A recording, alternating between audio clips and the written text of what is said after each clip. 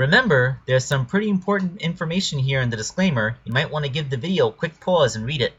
Oh, hey everybody, it's me, Sonic!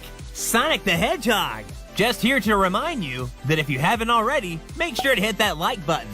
And for even more amazing customs, don't forget to subscribe to Wake Angel 2001, because between you and me, they're way past cool.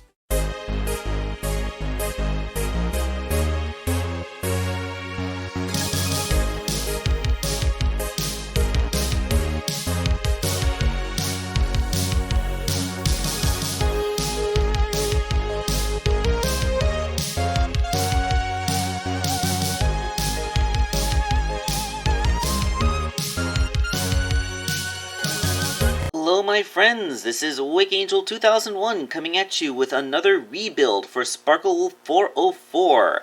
Yeah, that's right, this is Void from Sonic Shuffle. I had originally made this figure quite some time ago, but just like with my Riala, there were some significant flaws which I could improve. So Sparklewolf sent him back to me for upgrades. The first thing I wanted to do was fix the proportions. As you know, well, you might not know because it's been such a long time, but this Void was made using an SPO figure, the one that had the bicep swivels. And for some weird reason, the forearm pieces on that figure are the same length as his shins, which make his arms way too long. So what I did was cut out some material, as you can see, nearly half of it, and then glue the pegs back on to make much more proportionately sound forearms.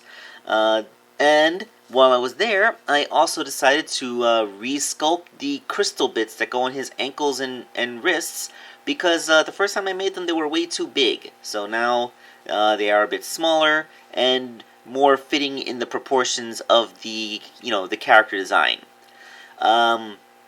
There was also a complete repaint job to make the character look more accurate. The first time I actually made the lines on his shoes and stuff black, when they're actually supposed to be the same blue as this little unitard thing. And I think it was because of the color settings on my monitor back when I made this toy originally. Like, it was a different laptop back then.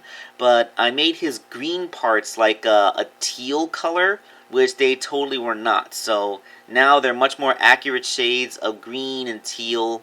And I even made sure that his face is a different color.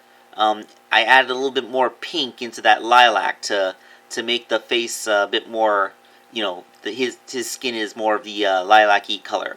And note, it may look like it at first glance, but the skin tone on his face and the crystals on his wrists and ankles are not the same color. The crystals are straight up lilac, and like the paint on his face is like half pink. It may not be noticeable on the camera for some reason, but if you look at it up close, you can see that there is a definitely more pink tone to his face in real life. And I also painted the inside of his cape purple because that's how that's supposed to be. I don't know how I missed that detail the first time. But yes, that is the completed Void rebuild. So, yeah, just like with Riala, it's basically just an upgrade of a figure that I've already made, but that is the thing. I was coming up with some issues where the hair points were scraping the paint off of his shoulders, so after I took these pictures, I repainted the shoulders and then went over them with a thin layer of crazy glue. The crazy glue is now protecting the shoulders from getting scratched. And Void now makes a pretty good companion piece to the Lumina figure that I have.